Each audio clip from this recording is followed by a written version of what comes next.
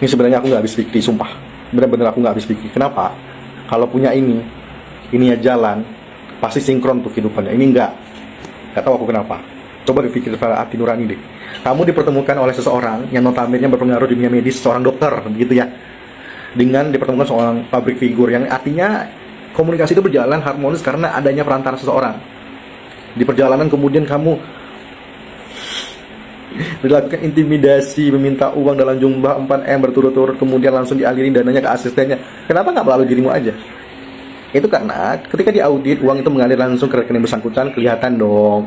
Makanya pakai perantara si asisten. Cukup. No debat, nggak usah terlalu banyak debat seperti buzzer-buzzer berkeliaran. Oh, NM tidak bersalah, ini nih. Udah. Nah, dah. Ini satu lagi. Udah masuk pesantren lah ibaratnya beberapa hari untuk muhasabah dalam artian introspeksi diri. Bisa nggak beberapa hari, bukan beberapa hari lagi, beberapa minggu, bukan minggu lagi, udah bulan ya. Muhasabah minimal introspeksi diri lah. Tapi ini manusia bukannya introspeksi diri makin menjadi-jadi. Itu dalam hatinya gejolak kodam, kuntilanak, pocong mengalir mengadu domba, sehingga begini. Dibuatlah seperti ini. Apa nama itu? One prestasi. Oh ya, aku lupa kenapa dibuat one prestasi. Mungkin kali waktu dia menjadi artis nggak ada prestasi. Aku nggak tahu sih prestasinya apa. Huru hara yang aku tahu ya. Ini bentar lagi si buzzernya merah-merong. Santai bro, santai. Sarapan dulu deh. Nih ya. Penggugat tergugat hingga akhirnya kamu yang tidak bersalah, kamu kemudian digugat, kamu pula yang diminta uang 4M kemudian plus 100M. Wish, mantap. Luar biasa. Nih poin ini baca.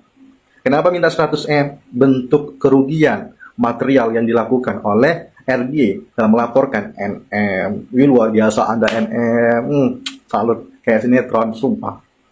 100M. Lu mau memiskinkan orang karena faktor balas dendam atau memang dirimu udah kelabahkan mau melakukan gebrakan apa? Kurasa seperti itu. Banyak-banyak istighfar. Orang diberikan punishment, dilakukan penahanan agar diri itu introspeksi diri loh. Bukan malah menjadi seperti ini. Aduh, kuasa hukum aku tahu. Kamu sebagai lawyer itu membela dalam artian terlepas itu salah atau tidaknya, yang penting kamu membela. Saya tahu. Lawyer itu adalah membela dari klien. Bagaimana klien itu bisa terlepas dari masalahnya. Tapi masalahnya kamu membela orang salah, begitu. Nggak mungkin pula kamu jujur. Kan nggak lucu. I know that. Because paling tidak kamu, apapun yang diamanahkan dia, kata kamu. Sebenarnya bukan amanah, bilang aja perintah.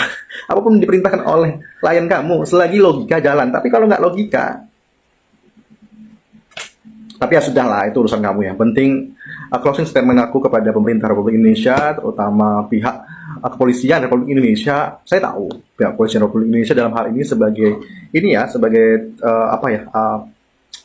ada kepolisian Republik Indonesia, kemudian kejaksaan itu sebagai ACC-nya, CC-nya. Artinya approval dari mereka. Saya tahu banget pemerintah hal ini, polisian sangat kooperatif dalam melakukan pekerjaannya. Namun, dilihat kembali Bapak, apakah memang ini pantas layak untuk dilakukan penilaian juri? Kalau saya lihat ini ngawur dan ngelantur. Yang kedua, saya yakin dan percaya ini ada benang merahnya. Bukan cuma 2 pelaku yang sudah ditahan, tapi memiliki kemungkinan ada pelaku lainnya masih berkeliaran sampai saat ini. Mohon itu dilakukan eksekusi terlebih dahulu Pak, karena itu sangat mengganggu bagi saya. Terima kasih.